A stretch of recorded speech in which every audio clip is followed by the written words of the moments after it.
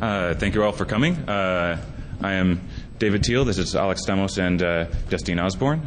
We're consultants with iSEC partners and are here to talk a little bit about some new web application frameworks that move web applications a lot more onto the desktop and give them a lot more power than you're used to. There are a bunch of different vendors and frameworks that we have to get through and a limited amount of time, so I'm going to go pretty quick through the introduction here.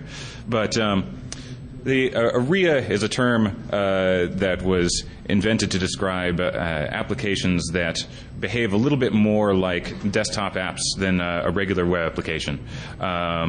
They are all fairly different, but there are some things that they have in common.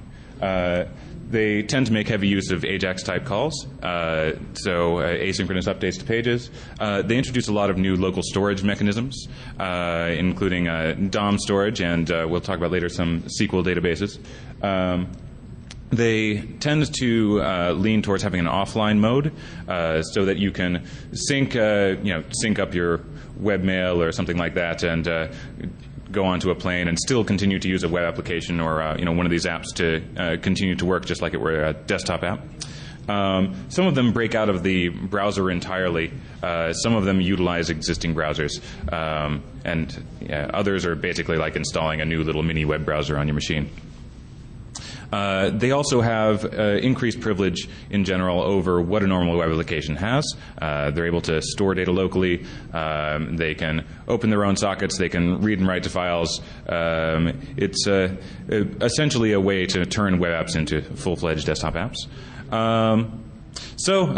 Basically, everybody started with desktop applications. They moved all of their applications into web browsers and decided it wasn't a very good idea. And I guess so now we move them back onto the desktop, and this is progress.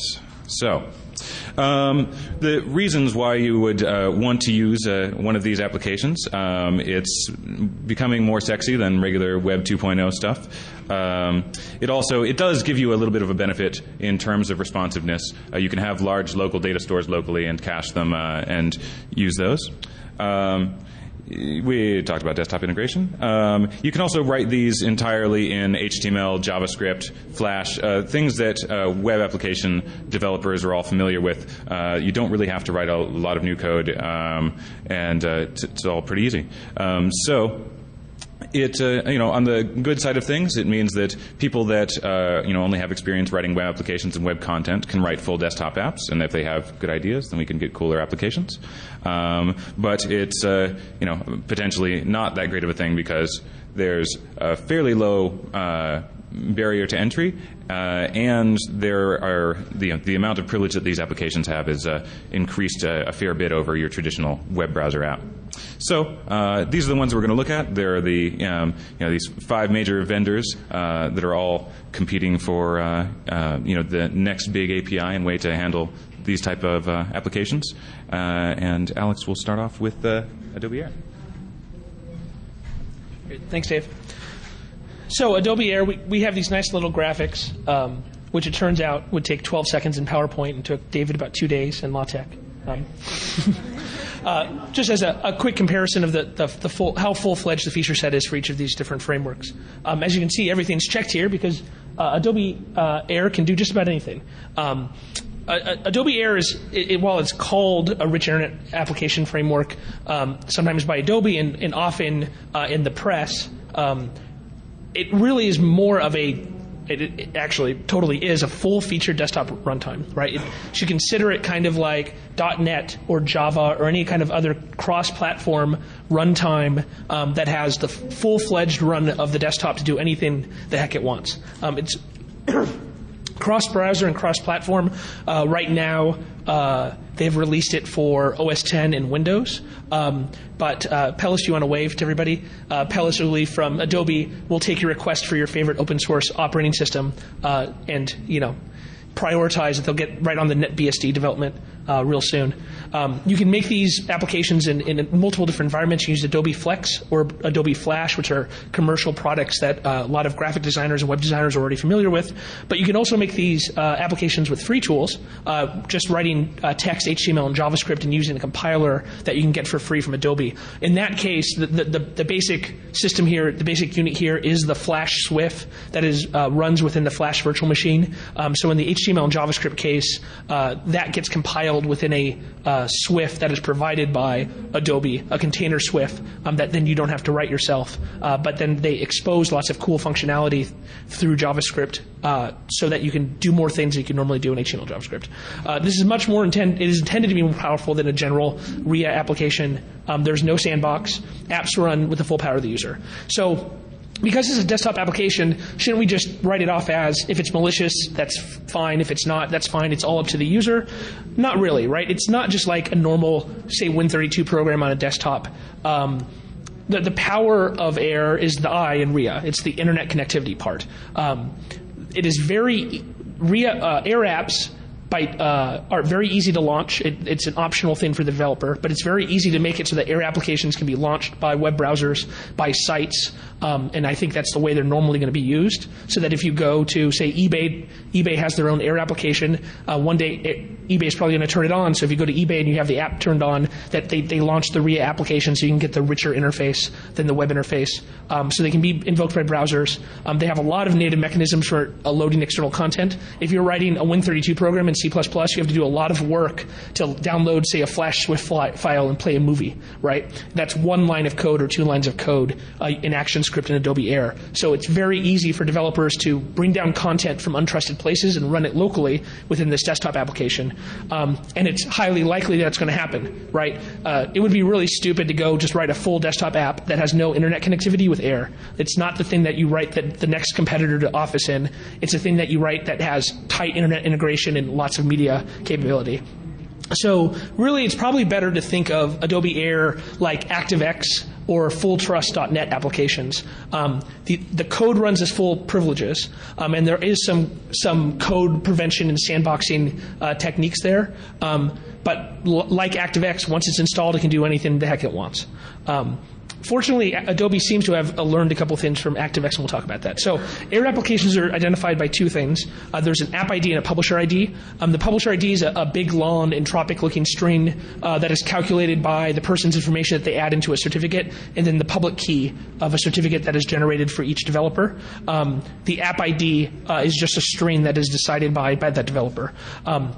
AIR applications can't be launched directly from, you can't just use an object tag or call them from JavaScript like an ActiveX control. You have to launch them from inside of a Flash file itself. So to launch an AIR application, you load up a Flash file, just a normal jailed Swift, and then within that Flash file, they pull down air.swift, is Adobe's recommended way of doing it, which is a Flash file that now adds more functionality to your local Flash 9 instance. Unfortunately, there's no secure way of doing this. You can't do HTTPS here because this turns out to be atomized. If you want to do it securely, you should copy air.swift to your local site and then change this URL to do HTTPS to your local site.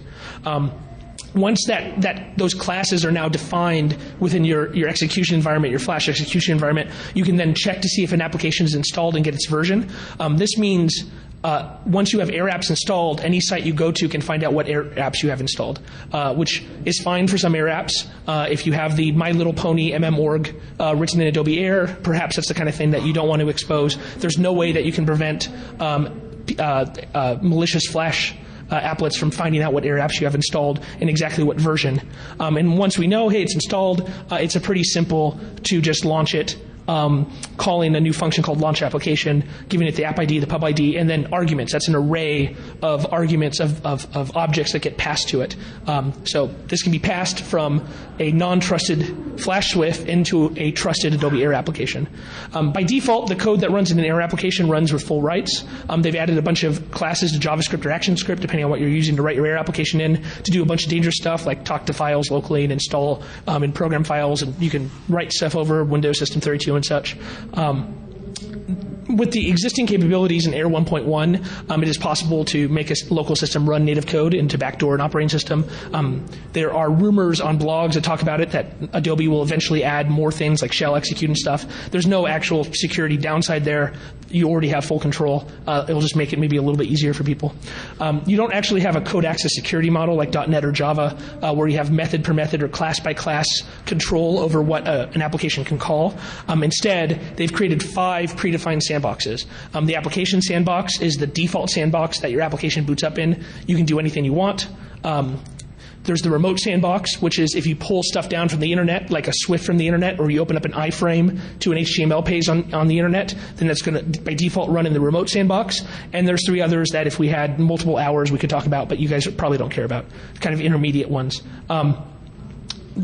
When you load that external data, it automatically goes into the remote sandbox, right? So an important part of their security model is that stuff that runs in the application sandbox, the local code that's doing all the dangerous stuff, should not be able to do just-in-time execution. It shouldn't be able to pull code down and then install it, right? Flash used to have the ability that you could take a byte string and create a Flash class out of it and call it. You can't do that. You can't run the JavaScript eval command, for example, right? You can't have a script tag that does a cross-domain source.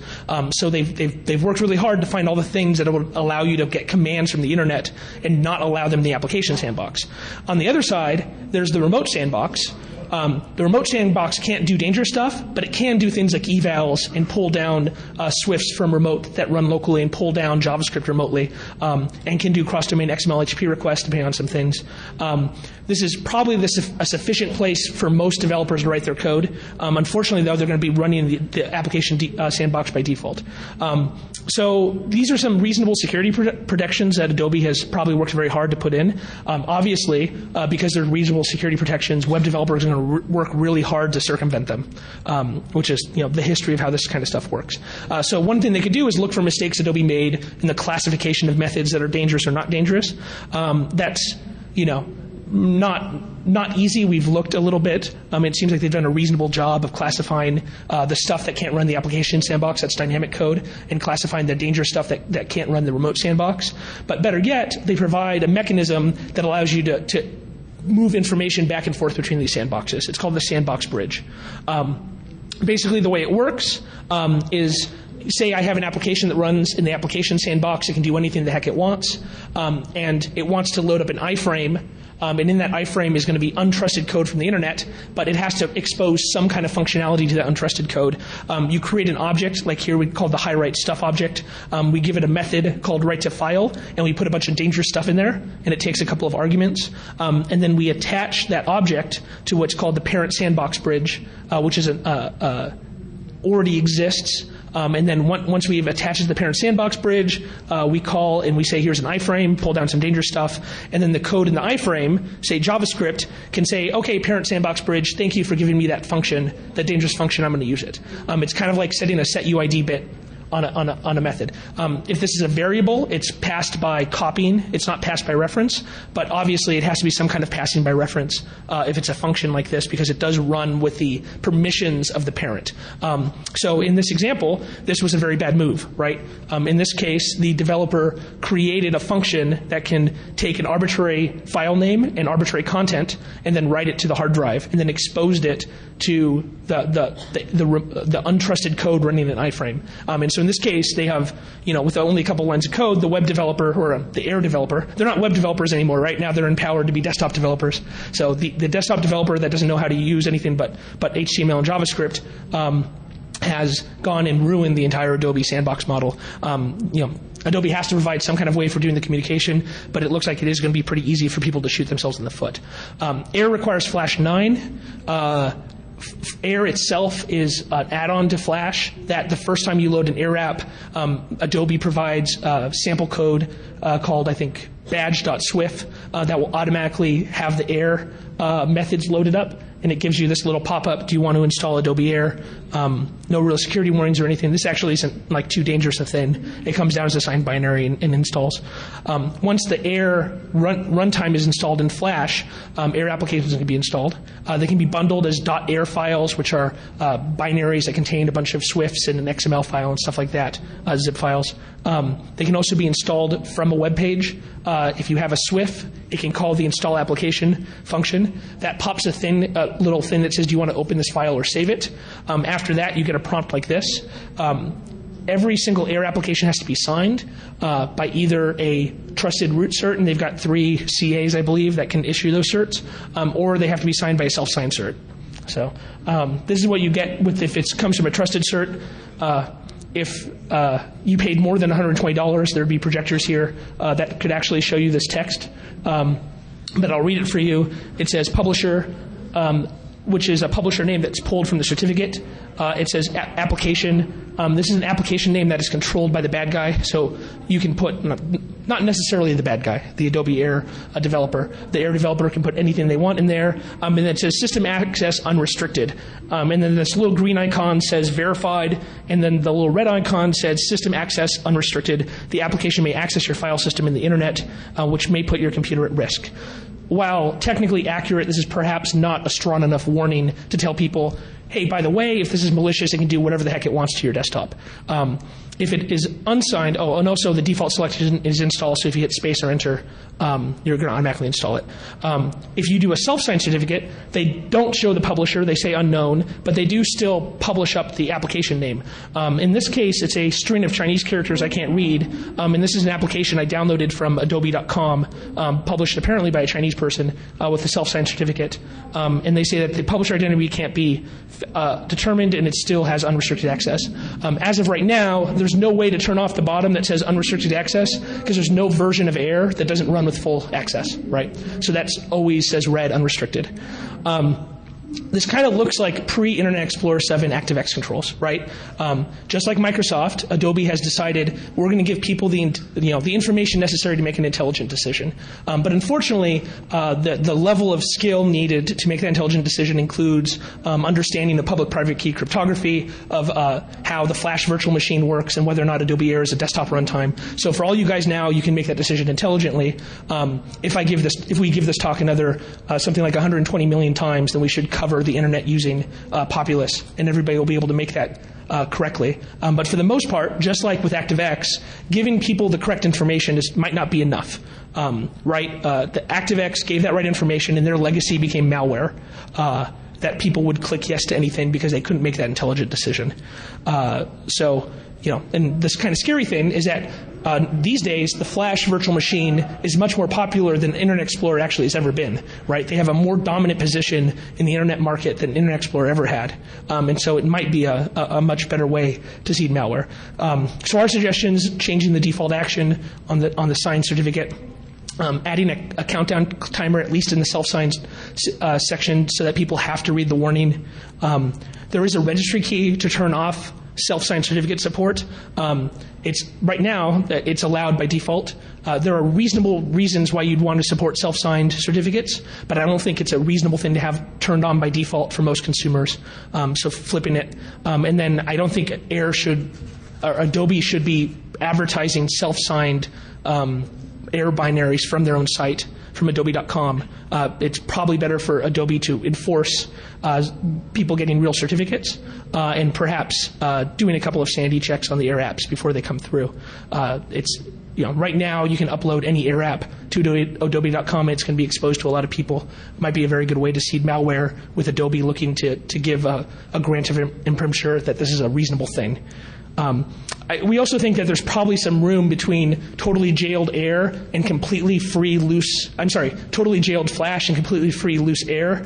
Most of the applications that probably are going to want to use AIR don't need to install a rootkit, right? That's not a function that the eBay online store really needs. Well, maybe they think they need it, but I don't think that for their business model as of now, they're going to need that kind of functionality. So perhaps in AIR 2 or AIR 3, we will see a middle ground solution here where you can install an AIR application that can't do anything willy-nilly.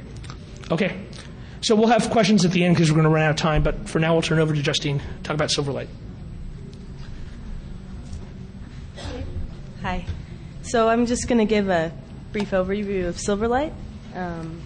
So Silverlight is a browser plugin comparable in functionality to Flash. It claims to be cross-platform, but currently, Linux support is left as an exercise to the community. It supports a subset of the .NET framework, and there's 2 versions. Silverlight 1 has been finally released, and Silverlight 2 is in the beta version. So both Silverlight 1 and Silverlight 2 use XAML to render the UI.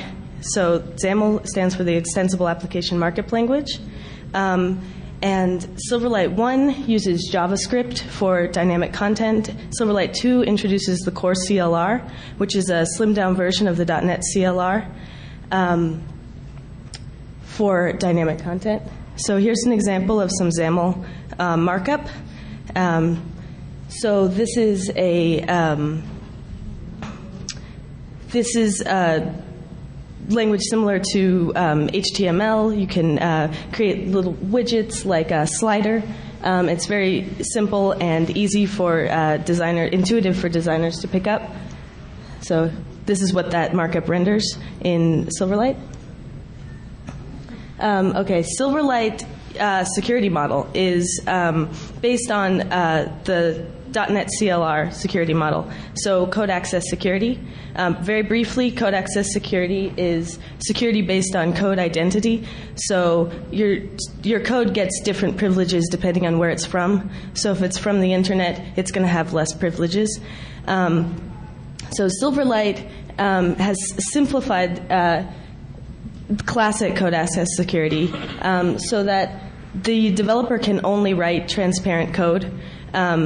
And then they can call into security. They can call into critical code with security-safe critical APIs, which Microsoft writes, and they are signed with the Microsoft public key. So that's how the sandbox works. So here's an example of what I'm talking about. I can't, in my Silverlight application, call file.create because that's critical code. The second example will succeed because I'm calling from a safe critical API, which does stuff like input validation, as is shown in the third example, which will fail because it's trying to do something nasty like talk to the modem.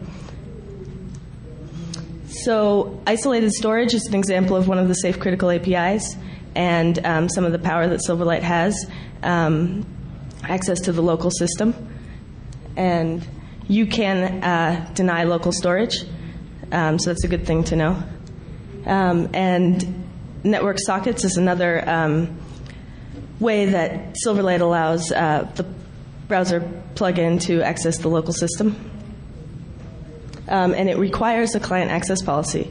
So I'll talk a little bit about the cross-domain and Silverlight. So Silverlight honors the same cross-domain policy as Flash, so it will accept a cross-domain.xml file. Silverlight, by default, should only be able to call back to its domain of origin, but you can configure cross-domain access with these policy files. And client access policy is Silverlight's version of the cross-domain.xml. One of the interesting things that Silverlight has that Flash doesn't is the ability to turn off access to the hosting DOM. So you can embed Silverlight applications in the DOM and disallow them from, in a web page and disallow them from accessing the DOM. The big deal here is that the attack surface is really in the safe critical APIs, and that's really Microsoft's job to maintain. So that offers some control with patching and whatnot. And then the other attack surface is really denial of service attacks against the user, because Silverlight has access to the local system. Silverlight applications don't have to exit. It's up to the developer to implement that functionality. So really brief overview, but there's some fun stuff to play with here and a lot more work to be done. So I'll pass it over to David. So the frameworks that we've talked about so far have been kind of ways to write full-fledged desktop applications. They're, in the case of AIR, it's totally outside of the browser with some ways to interact with it. Some of the frameworks that we have coming up here, including Google Gears, Yahoo Browser Plus, and Mozilla Prism, are all more based around the browser, but give extra capabilities. So you can see here that Gears doesn't have a whole lot that it can do. It does allow for running disconnected, and that's the main goal of Gears, is to cache content locally and make it so a web app can be a local app. So what the things that Gears consists of, there's an API for syncing data between your local machine and site. There's a SQLite instance locally that actually stores the data for that syncing. There's also a locally running application server. So you've got a browser plugin that actually, if you're disconnected, it'll cache content and serve it back up to you from a local web server. We'll skip to. So the other cool thing is that there are worker pools in Gears, and these are a method for, if you have really intensive JavaScript calculations, to offload them to be processed by something else, rather than actually running inside the browser where you might lock the UI or diminish user experience. So, for the most part, the mechanisms that are in Gears just utilize the same origin as as a security precaution. They do give the ability to use parameterized SQL statements for accessing the local database stores, and they do prompt for install. It's not a really awesome prompt and doesn't give users a lot of information, because in Gears 0.3, which is still the current version, I believe, they introduced the ability for developers to basically have the security warning to look however they want it to. So here is a pretty trivial example. If you actually, if you saw the Jafar talk, it turns out that there at least used to be a way to actually spoof the real URL. But what you have here is the friendly name up top, and if you just make the friendly name look like a legitimate site, you can actually customize the icon here so that it looks like a lock, which makes people want to click yes on things, and you can try and convince the user in whatever way possible to actually allow this. It's not, it doesn't really give you any information as to what could go wrong when you're accepting this kind of prompt. And I'll kind of get into what can actually go wrong a bit here. Suffice it to say that allowing developers to customize security prompts is not a great idea.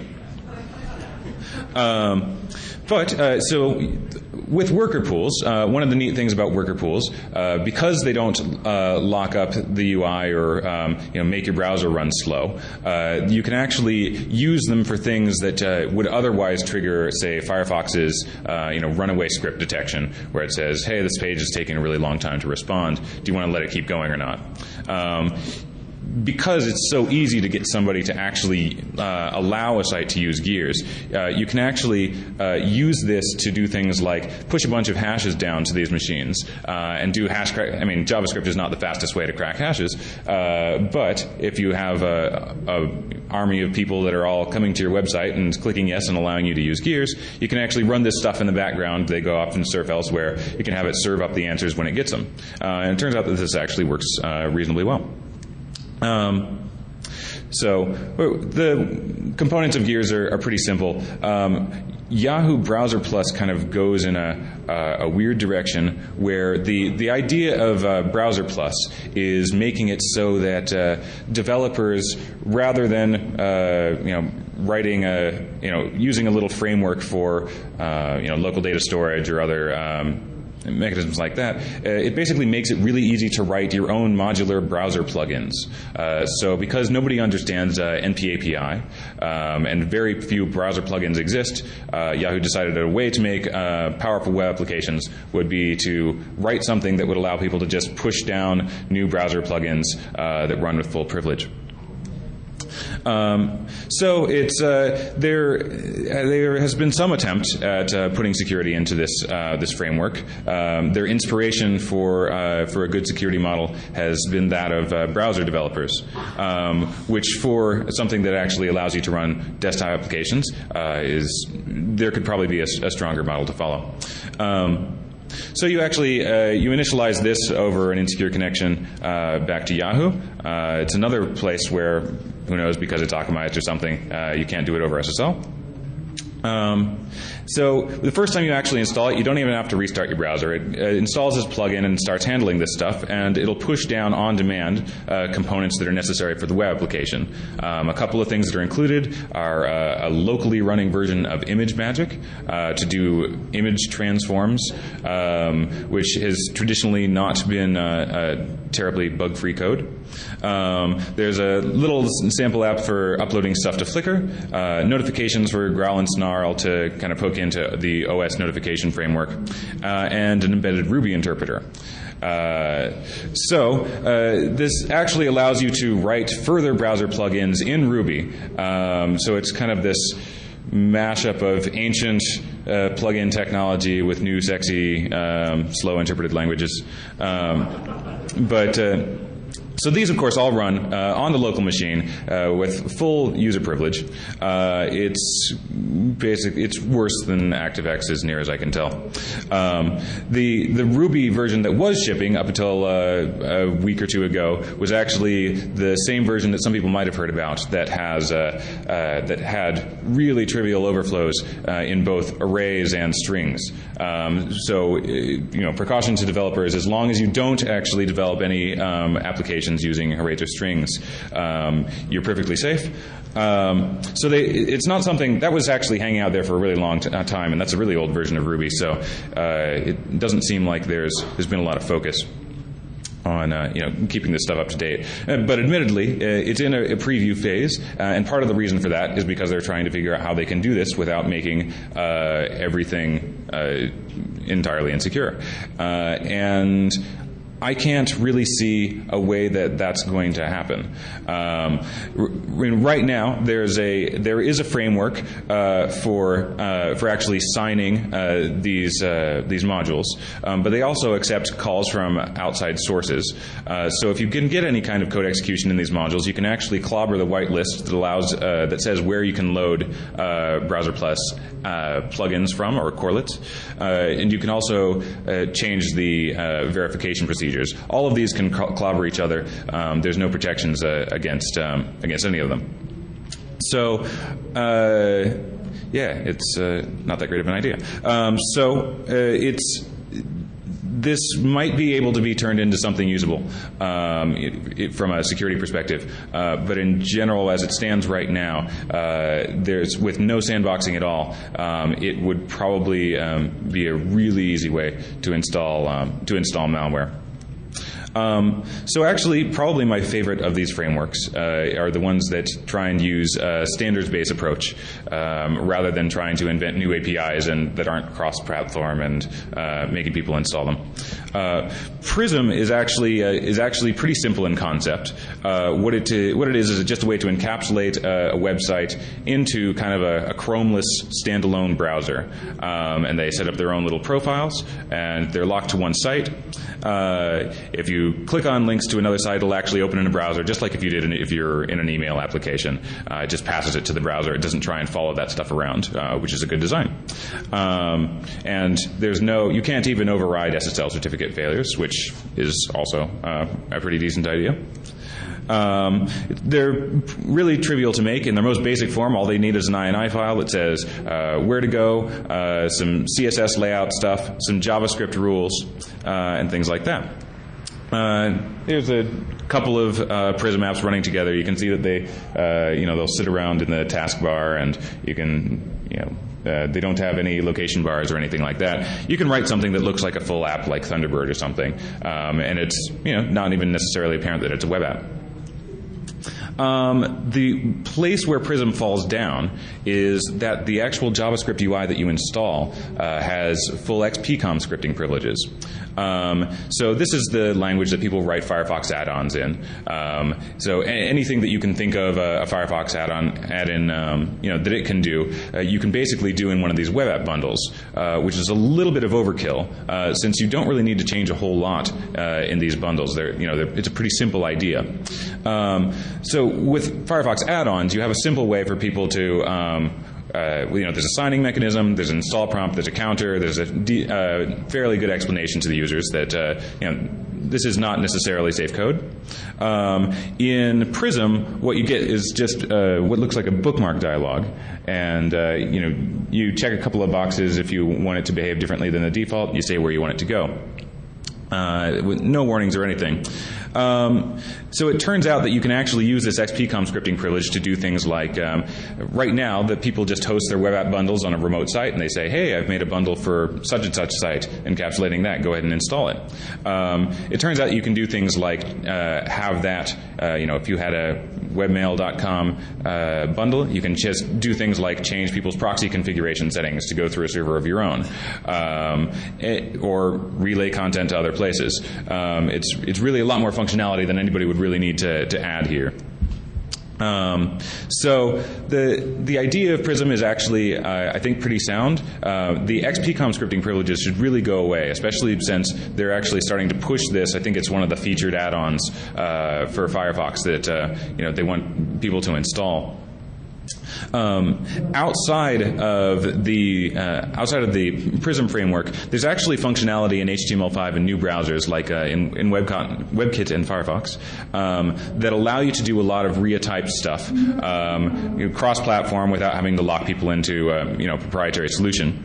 You might have heard of DOM storage, and this is a new parts of it are a new mechanism that were introduced in Firefox and WebKit. They give you a couple of different mechanisms to store data locally. They give you session storage and local storage. Session storage is just per session. Local storage is a big 5 meg data store that you can use.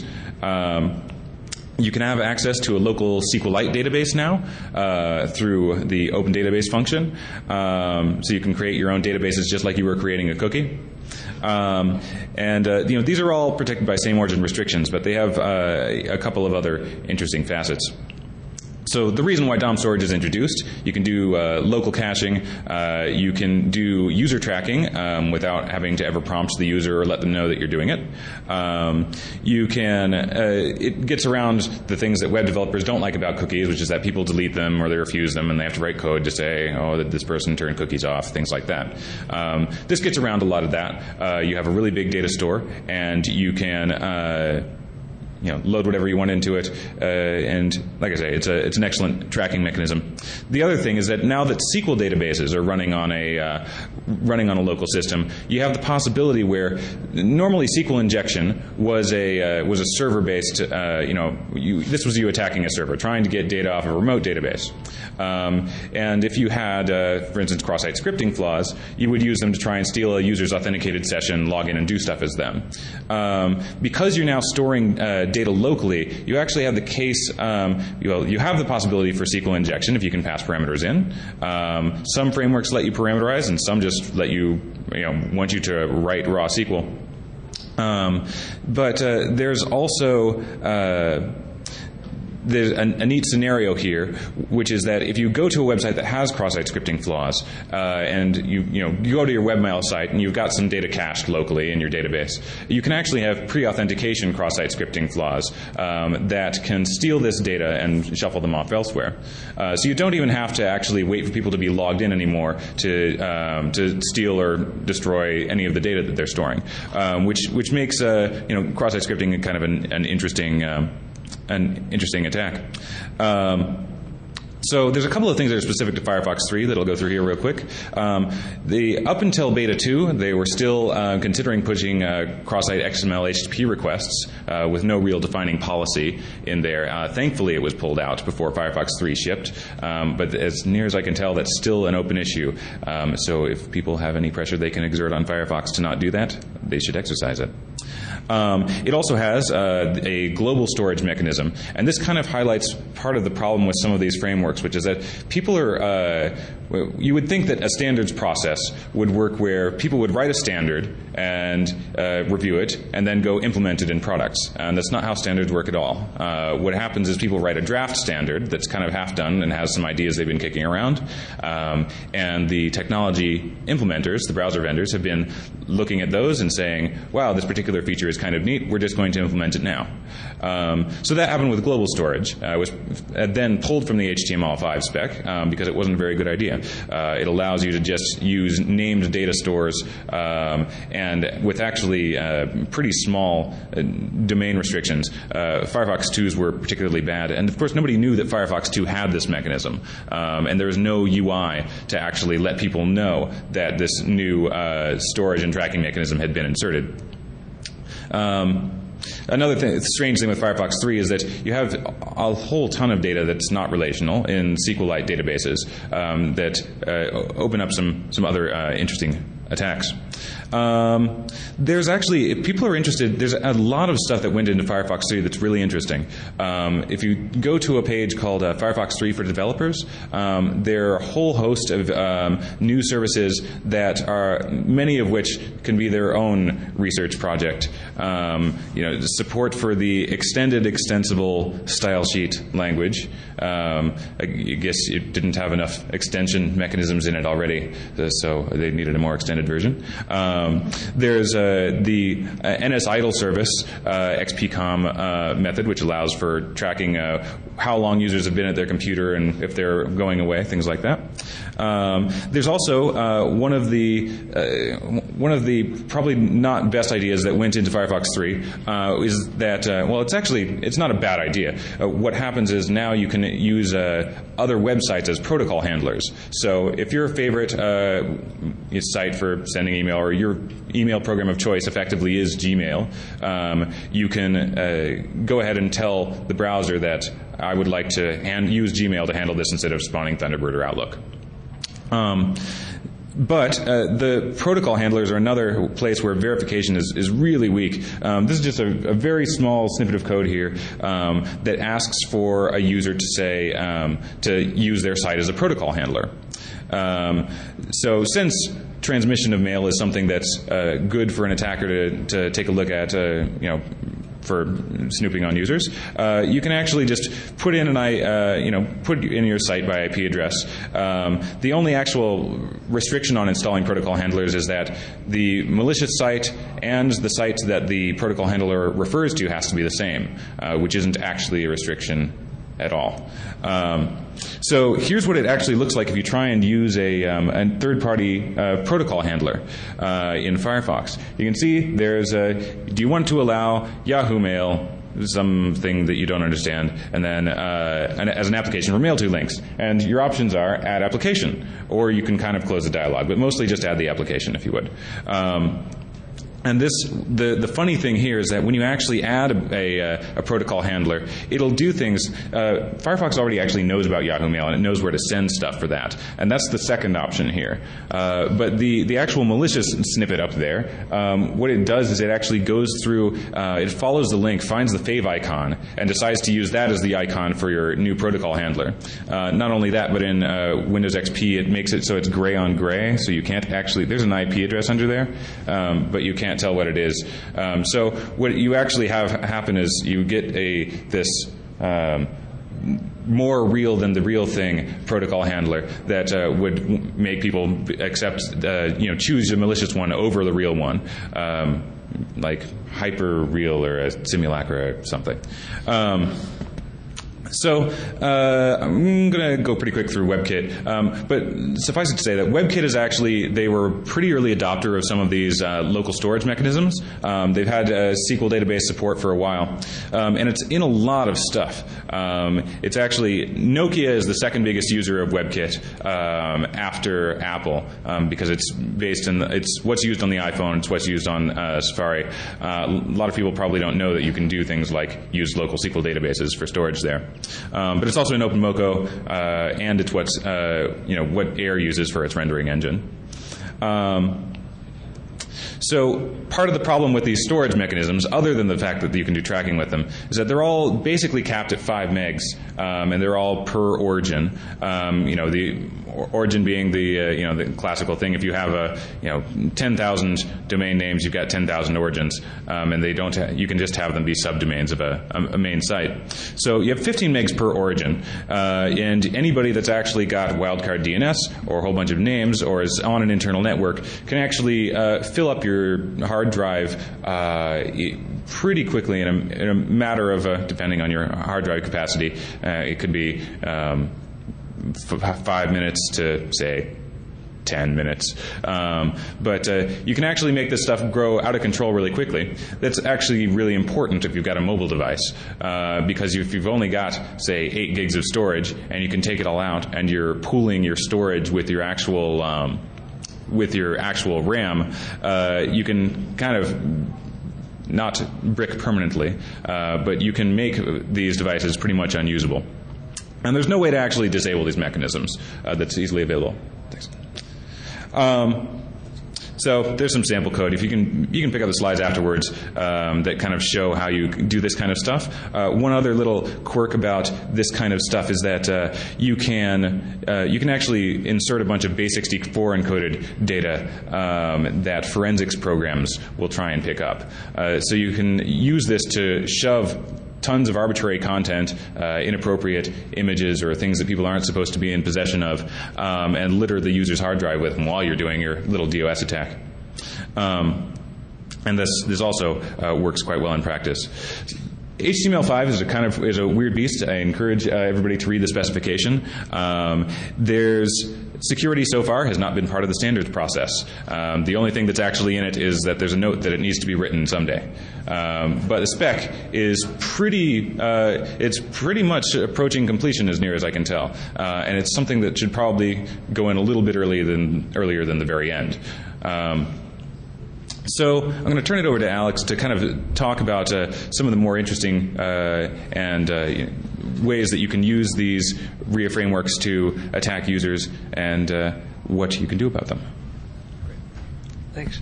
Okay, so to wrap it up, let's go through some of the new kind of attacks that we're facing in the RIA Web 3.0 world. Sorry I said that, but to throw it out there, some of the new things. So attacks of RIA applications against the operating system. We have now local storage, which, as David pointed out, there's a lot of privacy and tracking concerns because either UIs don't exist or the UIs for wiping out or turning this stuff off are not integrated with UIs for cookies. So just about when people started figuring out how to turn off cookies or clear them appropriately, we now have new local storage mechanisms that they don't understand. We've started to see this with banks using Flash cookies and Flash as local storage mechanisms to track their customers, and they call that dual authentication. We also have a denial of service risk, like he said, by using multiple domains to 5 megabytes times infinity is still infinity, right? So having a limit that then can be used over and over again gives you a denial of service mechanism. From a malware perspective, probably Adobe AIR is the most concerning here, just because it does have, as designed, full privileges locally. Although all of these frameworks are adding new huge attack surfaces, right? The fact that an entire SQL database is embedded in your browser and callable by malicious JavaScript is huge, right? Because now you have every kind of command that you can do in SQLite you can execute locally, and if SQLite has an overflow, now you have a very rich, broad attack surface. And anybody who's ever read the errata on a single Oracle patch will understand how difficult it is to write something like a SQL interpreter that is secure. In the AIR situation, you're talking about people using the install box and trying to trick people into install it, having a malware issue. From a web perspective, we now have a very interesting issue where cross-site scripting pre-login becomes much more powerful, right? Cross-site scripting against a webmail app used to only be useful if the person had an active cookie, which for a lot of times they would, right? Or you'd have to do a trick. You'd have to trick the person into logging in and then have the cross-site scripting execute afterwards. Now with local data storage, if I can do a referred cross-site scripting, I can do it in an invisible iframe. They don't have to log in or have a local cookie. It can just run and pull all of your cached email out of the local data storage and send it, right? So pre-authentication cross-site scripting with the local domain storage and local SQL storage in Gears and HTML5 is very frightening and adds a lot more power to cross-site scripting attacks that were kind of useless before. we now have SQL injection in JavaScript. Your web app, not the database behind it, but the JavaScript that runs to make your Web 2.0 app run can have a SQL injection vulnerability. And that's not a good thing, right? Because the people that write the JavaScript and write the HTML are not the same people that write the web app, the JDBC calls and the ODBC calls, the people that understand what SQL injection is in the past. So we're talking about a whole new group of generally graphic design kind of people that sit at ritual roasters in San Francisco with their MacBook Airs and their thick glasses, and there are lots of piercings, that those kinds of people now are going to have to worry about SQL injection. They've never had to do it before. CSRF is something interesting from RIA apps. We can't really cover that too much. In the case of Prism, we have sandbox apps that can affect each other and do all of the nasty XPCOM stuff. In the case of Browser Plus, you have modules that are running with full executable locally. And as David said, things like Image Magic, which has all of these algorithms that are extremely dangerous and have had buffer overflows in the past. We can also chain these frameworks together. You can launch an AIR application from inside a Prism app, for example. And so there's some concern there.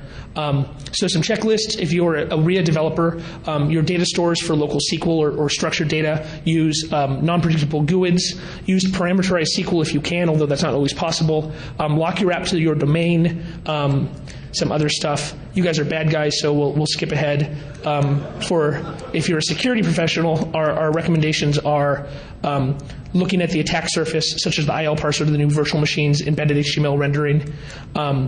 If you're a corporate admin, don't let your users install RIA frameworks. You can use something like group policy objects to do this in IE. Not sure how you do it in Firefox.